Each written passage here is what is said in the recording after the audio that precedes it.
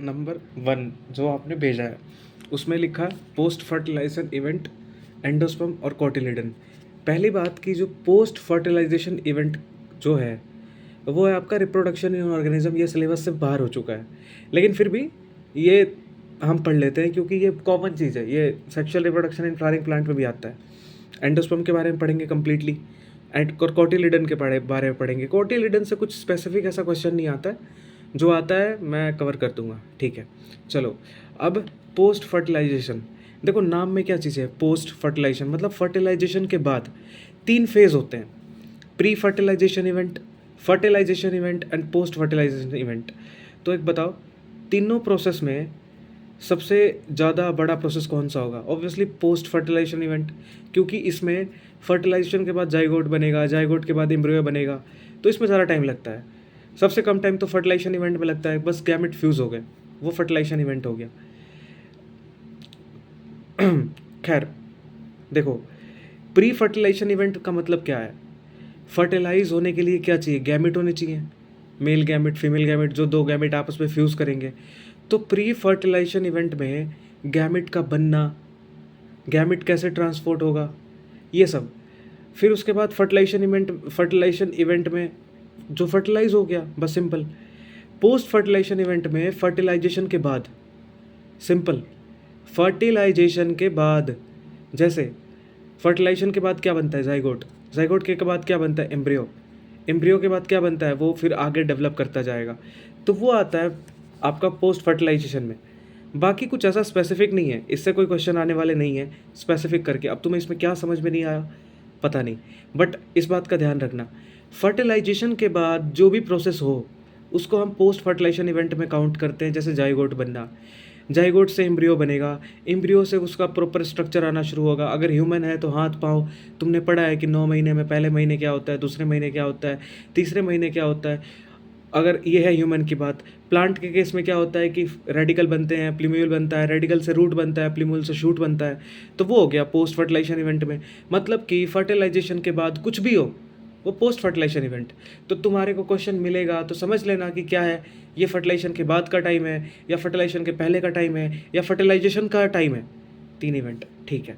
अब देखो हमारे पास क्या है, एंडोस्पर्म के बारे में पढ़ते हैं थोड़ा सा। एंडोस्पर्म में क्या है, ये क्या है पहले ये बताओ। ये है एम्ब्रियो सैक, इसको और क्या बोलते हैं? Female gametophyte.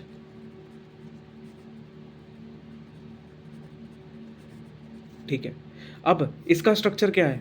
ऊपर 3 एंटीपोडल, ये 2 पोलर न्यूक्लियाई, इनके चारों तरफ एक सेंट्रल सेल, यहाँ पे 2 सिनर्जिड और बीच में एग सेल, और यहाँ पे है फिलिफॉर्म अपैरेटस।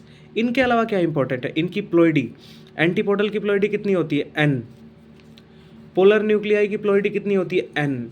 सेंट्रल सेल की प्लॉइडी कितनी होती है? 2n, क्योंकि सेंट्रल सेल के अंदर 2 न्यूक्लियस है। सिनर्जिड की प्लॉइडी कितनी होती है? n। एग सेल की प्लॉइडी कितनी होती है? n। इसके अलावा क्या इंपॉर्टेंट है इसमें? ये कि एंटीपोडल के पास कौन सा होता है, चाल जाल होता है या माइक्रोपाइलर होता है? तुमको पता होना चाहिए कि चाल जाल होता है। एंटीपोडल के पास कौन सा एंड है? चाल जाल एंड, चलाजल एंड, जो भी है। और फिलिफॉर्म अपैरेटस के पास कौन सा है? माइक्रोपाइलर एंड, जिसको हम बेस भी बोलते हैं। मतलब ये बेस, ये नीचे रहता है, ठीक है, नीचे नहीं रहता। बस इसको इतना ध्यान रखो कि ये माइक्रोपाइलर एंड है, ठीक है, ये नीचे नहीं रहता। डिपेंड करता है कि ओव्यूल का पोजीशन कैसा है, तो ऐसे नहीं याद करना कि ये नीचे है। बस तुमको ये पता होना चाहिए कि सिनर्जिड के पास वाला माइक्रोपाइलर एंड है और एंटीपोडल के पास वाला चाल जाल है, बस इतना। अब देखो क्या होता है, एंडोस्पर्म की कहानी कहाँ से शुरू होती है ये तुमको पता होना चाहिए।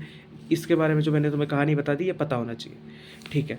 देखो एंडोस्पर्म क्या होता है, यहाँ पे पोलन ट्यूब आता है, इस पोलन ट्यूब में मेल गैमेट होते हैं, एक मेल गैमेट इसके साथ फ्यूज़ करता है तो बन जाता है जाइगोट।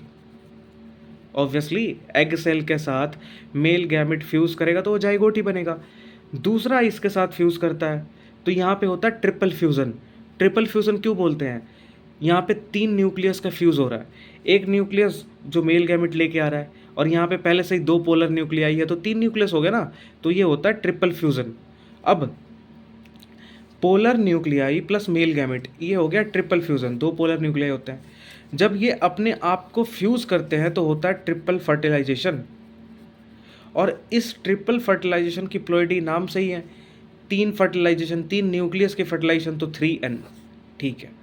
अब इसके फर्टिलाइजेशन से क्या बनता है, प्राइमरी एंडोस्पर्म न्यूक्लियस, ये ध्यान रखना। अरे भाई पहले न्यूक्लियस बनेगा ना, फिर सेल बनेगा। तो पहले बनता है प्राइमरी एंडोस्पर्म न्यूक्लियस, फिर बनता है प्राइमरी एंडोस्पर्म सेल, ठीक है। तो इस बारे में ध्यान रखना कि एंडोस्पर्म बना कैसे। सबसे पहले बनता है प्राइमरी एंडोस्पर्म न्यूक्लियस, फिर बनता है प्राइमरी एंडोस्पर्म सेल, और सेल से बनता है फिर प्राइमरी एंडोस्पर्म, सॉरी सिर्फ एंडोस्पर्म, ठीक है। अब एंडोस्पर्म का काम क्या है, एंडोस्पर्म का काम ये है कि जो यहाँ पे इनकी वजह से ये एंडोस्पर्म बना, फिर बता रहा हूँ मैं, पहले बनता है प्राइमरी एंडोस्पर्म न्यूक्लियस, पहले न्यूक्लियस, फिर बनेगा प्राइमरी एंडोस्पर्म सेल, उसके बाद बनता है एंडोस्पर्म पूरा।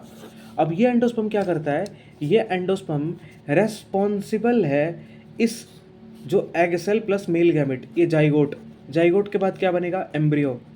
अरे यही तो नया एक स्ट्रक्चर बनाएगा प्लांट में। तो एंडोस्पर्म क्या करता है, अरे कीड़े कहाँ से आ रहे हैं भाई, ठीक है। तो ये एंडोस्पर्म क्या करता है, जो आपका ये एम्ब्रियो है उसको नर्चर करता है, उस एम्ब्रियो के ग्रोथ को बढ़ने में हेल्प करता है। कैसे हेल्प करेगा, न्यूट्रिशन दे के। समझ में आई बात है कि देखो एम्ब्रियो को बढ़ना ज़रूरी है, क्यों, क्योंकि embryo is the generation, next generation. ये एग सेल तो ये एग होगी, फीमेल मदर, ये मम्मी, बाहर से पोलन ट्यूब के थ्रू आया मेल गैमेट पापा, तो पापा और मम्मी ने मिलकर जो उनका गैमेट है फर्टिलाइज हो गया तो बच्चा बना ही है। अब इस बच्चे को बचाना ही तो ज़रूरी मेन काम है, ये बच्चा दोबारा से एक नई जनरेशन बनाएगा। तो इसके ग्रोथ के लिए एंडोस्पर्म इसकी रक्षा करता है बाय प्रोवाइडिंग फूड, खाना वाना प्रोवाइड करता है, इसको ग्रो करने में हेल्प करता है, ठीक है। तो बस यही एंडोस्पर्म का टॉपिक है और कुछ भी नहीं है। एंडोस्पर्म यही है कि पहले प्राइमरी एंडोस्पर्म न्यूक्लियस, फिर प्राइमरी एंडोस्पर्म सेल, फिर एंडोस्पर्म। एंडोस्पर्म क्या करता है, सपोर्ट करता है डेवलपिंग एम्ब्रियो को, ठीक है। एंडोस्पर्म की प्लॉइडी कितनी है, एंजियोस्पर्म में ट्रिप्लॉइड है और जिम्नोस्पर्म में हैप्लॉइड है।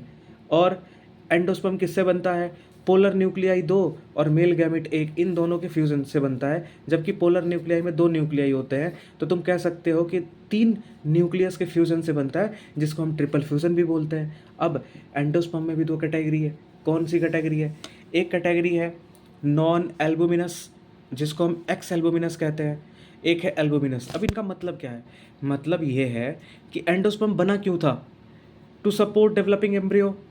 अब उसके सपोर्ट को उसके डेवलप को सपोर्ट करते करते करते एंडोस्पर्म ख़त्म हो गया, मतलब कि वो पूरा का पूरा कंप्लीटली कंज्यूम्ड हो चुका है। कंज्यूम मतलब ख़त्म, खा चुका है उसको एम्ब्रियो, एम्ब्रियो खा चुका है, कहने का मतलब कि एम्ब्रियो को पूरा सपोर्ट कर चुका है, अब उसके पास कुछ भी एंडोस्पर्म नहीं बचा।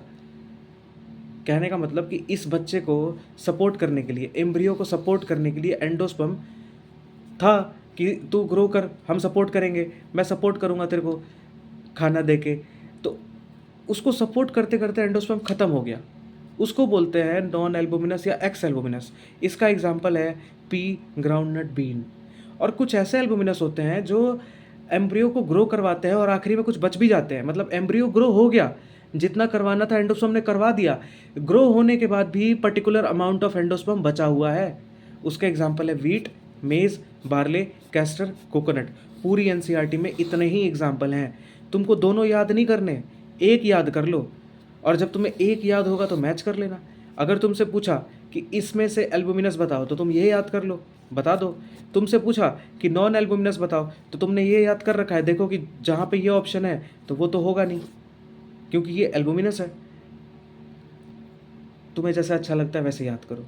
क्वेश्चन कहने का मतलब ये है कि मैं तुमसे पूछ लूँ कि बार्ले क्या है, बार्ले इज़ अ क्या है, या ये क्वेश्चन पूछ दे कि विच इज़ एल्बुमिनस, एग्जाम्पल में लिख देगा बार्ले, ग्राउंडनट, बीन और वीट, मेज़, बार्ले, ऑप्शन में लिख देगा।